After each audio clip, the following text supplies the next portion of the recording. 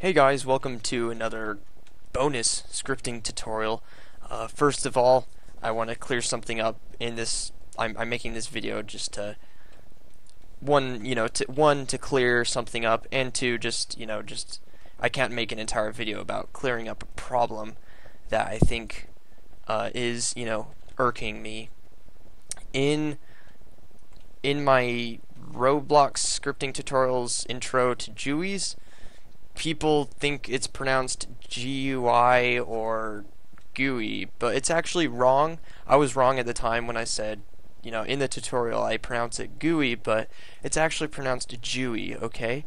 So I just wanted to clear that up. But so now that we have that cleared up, I have this set up. We have a screen Jooey inside of a starter Jooey. By the way, if you don't know much about Jooey's, I guess I can explain. So whenever you want to do anything with Jooey's, you have to have a screen Jooey inside of the starter Jooey, and that will be that's how things work, and everything inside the screen Jooey. Why do you need a screen Jooey? I don't know. You just do, okay? We have a text button in here inside of the screen Jooey, and what we're going to do today is make it so that every time you click on the text button, it teleports to a random position on your screen, so you can have a little fun game where you click on the thing on the button, over like repeatedly, and it'll jump to random positions on the screen. But here we go. Button.mouse button one click. This is, by the way, I recommend you go watch the Jooey tutorial for, the one I already have. It might bother you that I'm pronouncing Jooey wrong. I pronounce it Gooey in that episode, but yeah, so you'll just have to get past that. So button.mouse button one click connect. We already have this set up here. Basically, this happens. Everything we put in here, blah blah blah. This is gonna happen whenever the user clicks on the button. So it's gonna be pretty simple. All you have to do is say button. Also, we have button equals script.parent because the local script is inside the text button. Button dot position, it's as simple as this, position equals udim2.new.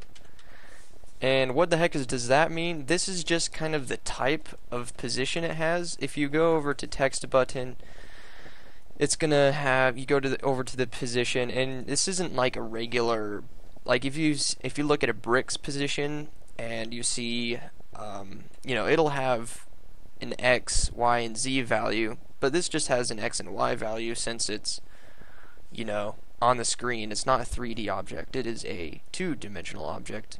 If it's a two-dimensional object, why does it have 4 numbers then? Doesn't that make it 4D? No, it just means the two numbers on each of the X and Y are different.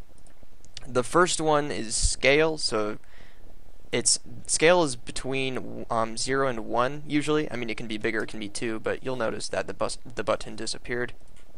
Basically, this is a percentage. Like, let's say we did 0.5, it's going to be 50% away across the screen, okay? So that's what scale is. And if we have it at 0, then it's going to be at 0, and that's the top left corner. The top left corner of the button is going to be at 0 on the screen, 0%. And if we have it at, like I just did, 0.5, it's kind of midway, but it's a little bit to the right. It's to the right because, the left side of the button is the exact center of the screen. So if we wanted to make it, let's do this. If we wanted to make it, exact center, we need to use the offset. So the offset, let's see, we look at the size real quick. Or offset is basically pixels, okay? So it can be, if you use, well, let's try this. Let's go 0, so it's back to normal now. If we want to use offset, let's say we want to make the button go on all the way to the right of the screen. If we use offset, let's try 500 pixels. Nope, that's not enough. 1,000 pixels, almost there. Let's try 1,250. Nope, too much. 1,100. Okay, well that's close enough to the top right of the screen, you know, say you wanted to do that. But if the screen resizes, people are going to have different size screens. Like my screen is 1600 by 900. It doesn't change, so it's going to be a problem. And that's kind of the difference between scale and offset. Hopefully that explains it quite well. So if we wanted to make it at the very right of the screen, let's turn offset to 0, and position is going to be 1. The button disappears, so the button is actually right here. You can't see it because it's, you know, hiding behind the Explorer thing. So if we go offset -100, then it's going to be on the top right corner because its size is 100. Okay, does that make sense? If it doesn't, that's too bad. We're going to continue moving on. So button.position equals udim2.new, and this takes 4 values, and so the first 2 are the X position, the second 2 are the Y position, and like I explained before, you know, the first one is scale and the second one is offset or pixels.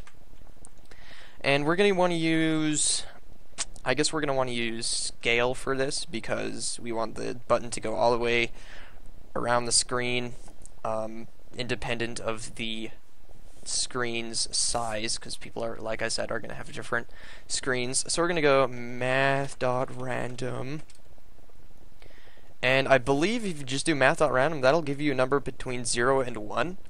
So yeah, so it's just gonna, that should work actually. So let's try it. Let's go F5 mode.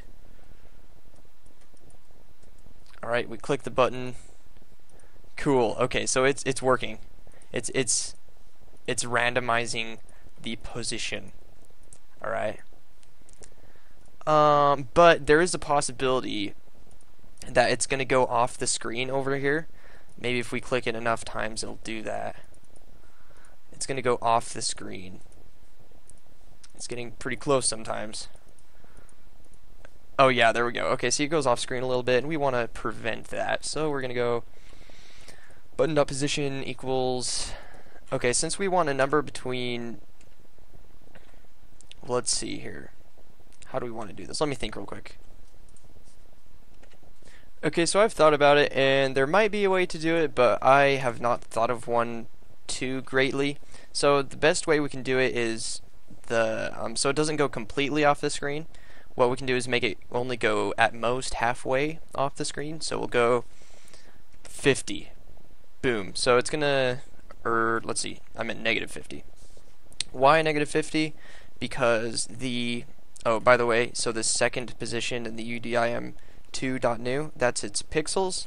So it's gonna go, it's gonna give it a random position from anywhere across the screen plus -50. So if it gives it a 1, like if it goes 100% off the screen, it's gonna subtract 50 for pixels from its position. So the button's gonna go only halfway off.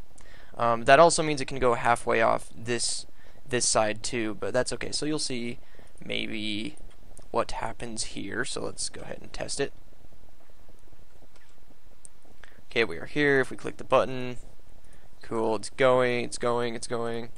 See, okay, so it would have gone, before that changed, it would have gone, you know, just to this corner, but since we subtracted 50 from it, which is half of the button's total size, it goes about halfway off, okay?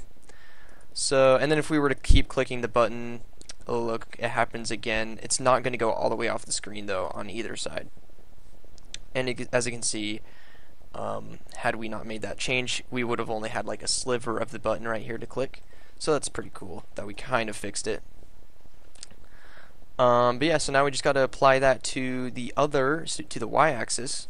So if we go -50, let's just copy that. -50, and you know what? Let's just type this out. Math.random. Yes. Okay, so let's play it again. Click the button. It's gonna go all over the place. Cool, and it is so much fun. Thank you for watching this Jooey tutorial. I hope you learned something today. And so that was, you know, just kind of a short little fun tutorial about Jooeys and how to make them go in random places when you click a Jooey button. So Have a great day, and yep, once again, thank you for watching. I will see you later, enemies. Goodbye.